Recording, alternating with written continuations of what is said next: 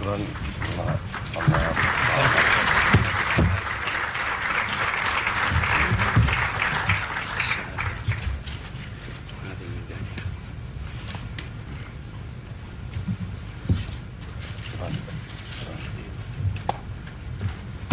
جزاك الله خير. حزن القرآن الكريم. شكرا. القرآن شكرا. جزم. خير الله خير.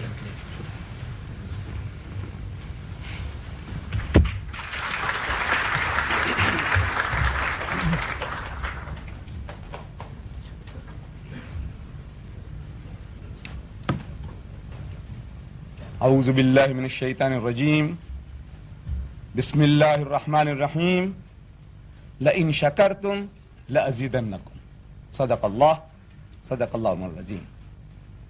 His Royal Highness and distinguished guests, it gives me great pleasure and I'm greatly honored, as well as at the same time I feel greatly humbled for being chosen as an outstanding da'i in the Muslim world. I come from a country in the southmost tip of Africa. If you look at the map of the continent of Africa, at the southmost point, you will see a country called South Africa. In that country, the Muslim happen to be about 500,000. And on their behalf, I bring to you the peace and salutations. On their behalf, I say to you, Assalamu alaikum wa rahmatullahi wa barakatuh. In that country, in that ocean of Christianity, we Muslims happen to be less than 2%. And the Christian missionaries had been making great attempts to digest us. And for 300 years, they have been hammering the Muslims to pervert them, to convert them into Christianity. But after 300 years of hammering, these Muslims have turned out to be one of the most militant Muslim communities in the world. In that part of the world, because of the forces that are there trying to digest us, we have developed techniques of propagation, which technique we are out to share with the Muslims of the world. What is the way? As Allah Bari Ta'ala tells us in the Holy Quran, Udu ila sabili rabbika bil hikmati, say invite all to the ways of thy Lord with wisdom. Wal maw'izatil hasanati, and with beautiful preaching. Wajadilhum billati ahsan, and reason with them in the ways that are best and most gracious. And we have developed these techniques of how to call the Jew towards Islam, the Christian towards Islam, the atheist, the Hindu towards Islam.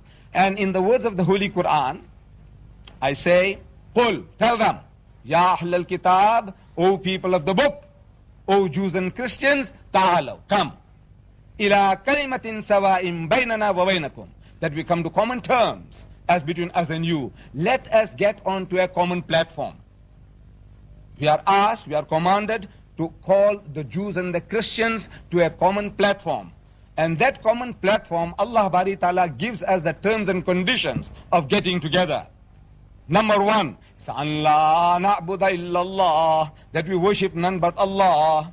Wala nushrika bihi shay'an, and that we associate no partners with Him. Wala yattakhiza ba'duna ba'dan arbaban min dunillah, and that we do not take from among ourselves lords and patrons other than Allah. فَإِن تَوَلَّوْا فَقُلُوا اشْهَدُوا بِأَنَّا مُسْلِمُونَ. But if they turn back, tell them that we are Muslims. We have submitted our will to the will of Allah.